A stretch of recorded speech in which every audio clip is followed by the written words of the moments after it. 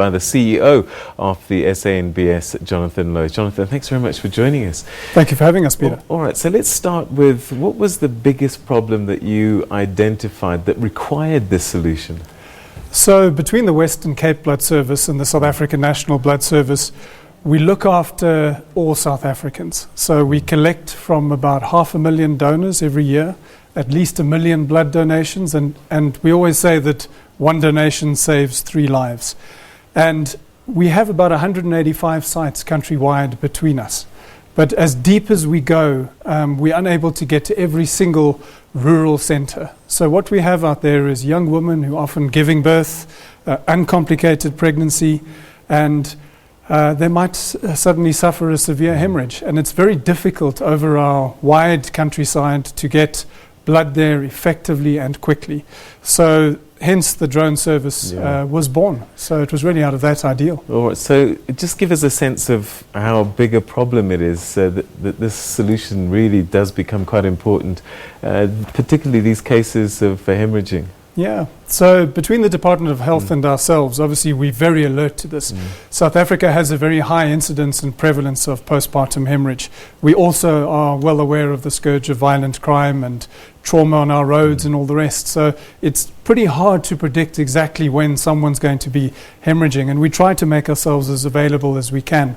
But when it comes to postpartum hemorrhage, the incidence is about 22 per 100,000 live births, which is quite a high number. Yeah, it's about 600 women, almost every quarter. So it's a lot of people. All right, tell us about this drone, this plane.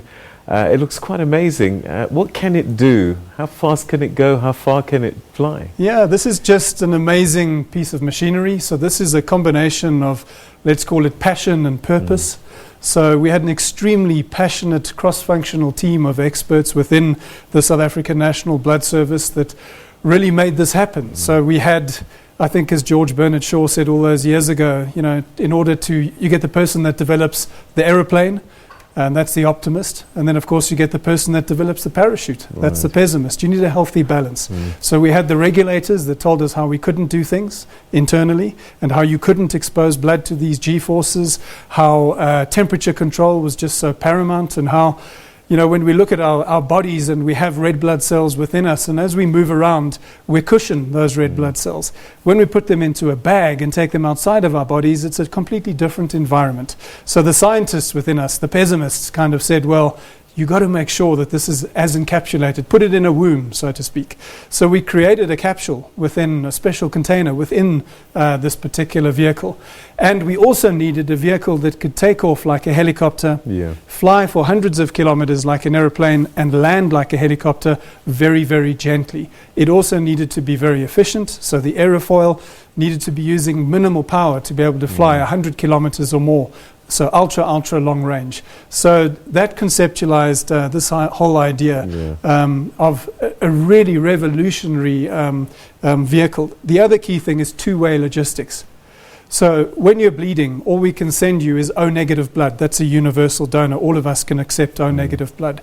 But over time, one can develop transfusion reactions or antibodies to O-negative blood for all the other sort of, let's call them unmeasured parts of that donor's blood. So it's best to cross-match. So what we do first is we send you O-negative blood, and then we load that patient's blood into the drone and send it back to the blood bank. And of course, there at the blood bank, we cross-match fully, so we can send proper cross-match blood back to the patient and save lives. So there's an initial reaction and then care a little bit later down the line. Absolutely. All right, so how unique is this? I mean, was this built for South African conditions? I know Rwanda has come up with a similar type of vehicle. Is this one quite different and unique to South Africa? So the first, there's a number of things that make it unique. I mean, the first is obviously the two-way logistics. And as a blood banker, I mean, SANBS, that's what we do. We save lives. We're there to provide blood to people that so desperately need it and to improve the access wherever we can. So this vehicle, I think, firstly is unique in its ability to take off like a helicopter, fly efficiently like a plane for hours, across huge distances. What they do in Rwanda has really been pioneering. It's been fantastic. And what we've done, I think, is just take that to a completely different level. So we're not dropping things out of the sky.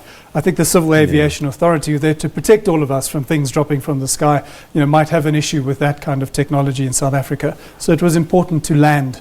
And then, of course, the container itself, to make sure that we keep the blood and can monitor it in real time, even while the aircraft is flying. There's also onboard cameras, so we can take over at any time. This vehicle can fly itself completely, but it can also be taken over by a drone pilot at any time. So Lebohang Lebogo, our first black female drone pilot in South Africa, is going to be the first drone pilot that's going to be pioneering this with us. Wow. Very exciting. We're going to have to leave it there, but I'd love to do a follow-up with you once this program is fully operational and start to see more and more of them around the country. Thank you so much indeed for